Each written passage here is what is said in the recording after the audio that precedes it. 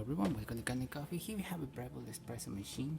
Now this machine was brought here because the pump was failing and it was not giving enough pressure on the pressure gauge, and we ended up replacing the water pump and giving a tune up to the machine, deep cleaning the portafilter, deep cleaning of the group head, and pretty much descanning the machine, pretty much a good cleaner around the whole machine. So we're gonna start with 1 shot of espresso, then we're gonna test hot water and then the steamer. As you can see now, the bar is already going to 5 to 7, which is pretty good. The grind needs to be more finer if you want it to go a little bit more like that, but as you can see, we're having good crema and a really good color of coffee.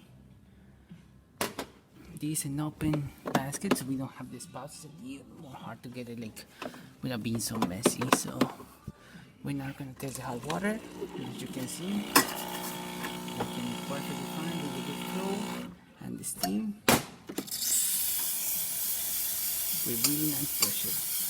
And there you have it, brebille working once again. So thank you for playing with Kanen Coffee, and please subscribe to our channel for more content like this every day.